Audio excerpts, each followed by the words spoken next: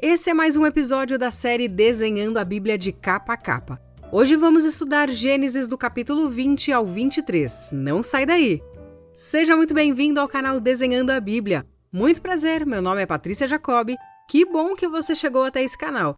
Isso é sinal que quer realmente aprender mais da Bíblia, não é mesmo? Então, se não é inscrito, já aperta aí o botãozinho vermelho para você não perder nenhum estudo bíblico, certo? Me segue lá no Instagram também, @desenhando.a.bíblia. Bom vídeo!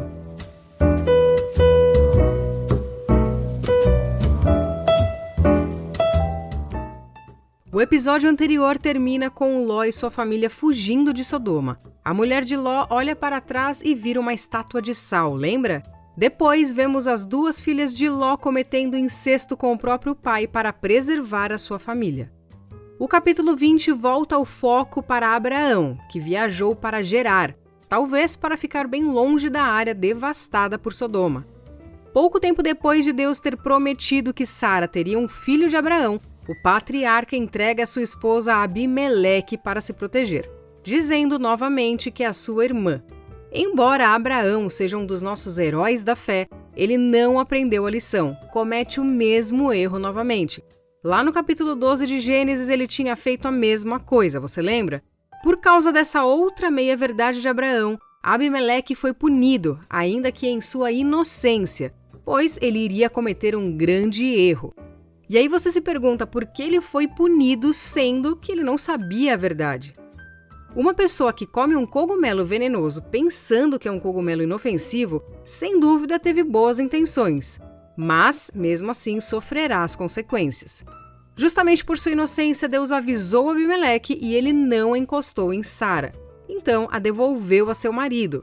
Sendo assim, o patriarca orou por ele, o Senhor o curou, assim como a sua mulher e as suas servas.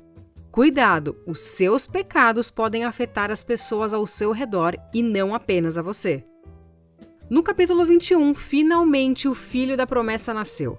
Sara deu à luz a Isaque quando Abraão tinha 100 anos e ela 90. Não sabemos quantos anos Isaque tinha quando ocorreu o seu desmame. Em algumas culturas, os bebês são amamentados pelas mães até 5 anos de idade, mas não podemos afirmar que foi esse o caso de Isaque. Mas Abraão fez um grande banquete nesse dia para ajudar a criança psicologicamente a dar esse passo. Porém, durante a festa, Ismael, o outro filho de Abraão, com Agar, a serva de Sara, ficou zombando de Isaque. O apóstolo Paulo entendeu o significado disso como se Ismael estivesse perseguindo Isaque. E o que acontece com uma mãe quando mexem com seus filhos? Claramente vira uma leoa, não é mesmo? Sara não aguentou as provocações e exigiu que Abraão expulsasse Agar e Ismael de sua casa. Claro que Abraão não gostou, afinal, Ismael também era seu filho. Que difícil decisão. Deus teve que intervir e falar para Abraão fazer tudo o que Sara tinha dito, mas prometeu para o patriarca que Ismael também seria uma nação. Sendo assim, Abraão preparou um pouco de pão e água e despediu Agar, que obviamente não tinha para onde ir, então ela ficou vagando pelo deserto, até que sua água acabou. Ali, Agar e Ismael choraram.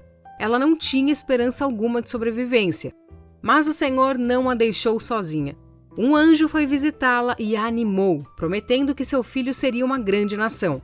Seus olhos foram abertos e ela encontrou água, e sua esperança renasceu. Ismael cresceu no deserto e tornou-se arqueiro. Ainda nesse capítulo, Abraão faz um pacto com Abimeleque para que vivam em paz.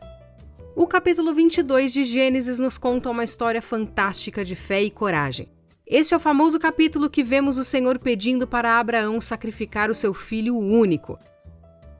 Deus fez um teste com Abraão, não para vê-lo cair e fracassar, mas para aprofundar a sua capacidade de obedecer a Deus e verdadeiramente desenvolver o seu caráter. Você já deve ter ouvido falar que o fogo refina o ouro, não é mesmo? Assim, Deus refina a gente, com circunstâncias difíceis. As árvores se tornam mais fortes justamente nos grandes vendavais e também nos momentos de seca, pois elas aprofundam ainda mais as suas raízes para buscar água. Portanto, fique firme se você estiver passando por alguma provação. Deus quer te aprovar. Naquela manhã, Abraão iniciou um dos maiores atos de obediência já registrados na história. Ele viajou cerca de 80 quilômetros até o Monte Moriá. É muito interessante que quando Abraão vê o local de longe, diz aos seus servos: "Ficai aqui com o jumento, eu e o menino vamos adiante para adorar, e voltaremos a vós." Isso nos mostra que Abraão confiava em Deus.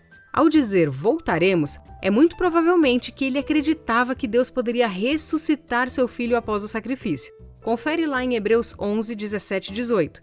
Mas fica a pergunta: por que Deus pediu para Abraão oferecer um sacrifício humano?